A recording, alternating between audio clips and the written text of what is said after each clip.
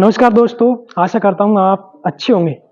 जैसे कि आपको पता है, हर रोज़ कुछ नया, कुछ यूनिक दिखाने के लिए हम आपको लेकर आते हैं। उसी के उपलक्ष्य में मध्य प्रदेश के ओरछा हम पहुँच चुके हैं। ओरछा के किले के बारे में विस्तार से जानकारी आज हम आपको देंगे। तो ये राजा महल है जिसमें हम पहुँच चुके हैं। तो राजा महल की बारीकी से एक-एक चीज़ आपको हम दिखाएँगे।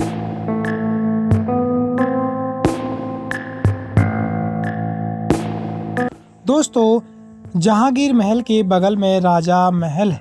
ऐसा माना जाता है कि इसका निर्माण राजा रुद्र प्रताप सिंह ने शुरू कराया था, जो 1501 से 1539 तक जीवित रहे, जबकि उनके उत्तराधिकारी और बेटे राजा भारती चंद ने इसके अंतिम भव्यता के लिए जिम्मेदारी ली थी।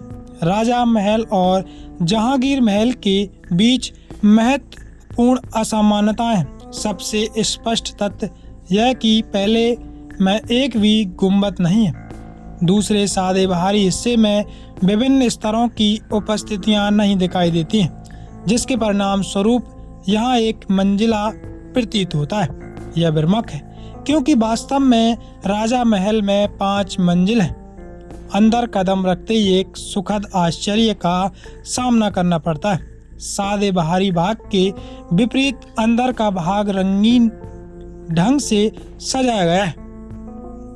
निचली मंजिला की छतों और दीवारों पर शाही कक्षों में जीवित चमकीले रंगों में विभिन्न चित्र हैं, जो पूरी इमारत को खुशनुमा बनाते हैं।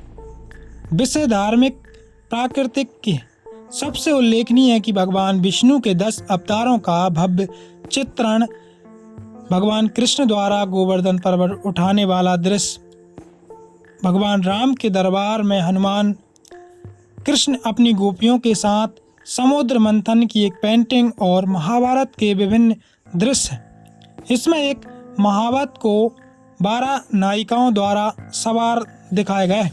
भगवान कार्तिकेय और उनके मोर, गाय के दान या गोदान की रस्म, मोर महिलाओं या महापौर नायिकाओं के साथ साथ शाही दरबार के दृश्य को भी देखें। विष्णु के मछली अवतार, विभिन्न चित्र, नीले रंगों में केशव दास का चित्रण है। एक और आकर्षण चित्र चुंगल का है, जो हाथी के सिर और शेर के शरीर वाला एक पौराणिक प्राणी है। दृश्य में आमतौर पर एक मोर प्राणी के सिर पर वार करता हुआ दिखाई देता है। विभिन्न कक्षों की छतें जटिल डिजाइनों के साथ रंगीन फर्शी कालीनों जैसी दिखाई देती हैं। यह सजावट और कला की ओरछा शैली में उत्तरी फारसी तुर्की परंपराओं की घुसपैठ का स्पष्ट प्रमाण है। यह समावेश ग्वालियर शासकों के दरबार में भी हुआ है। जीवित रंग वनस्पति और जड़ी बूटियों के रंगों के उपयोग से प्राप्त किए गए थे।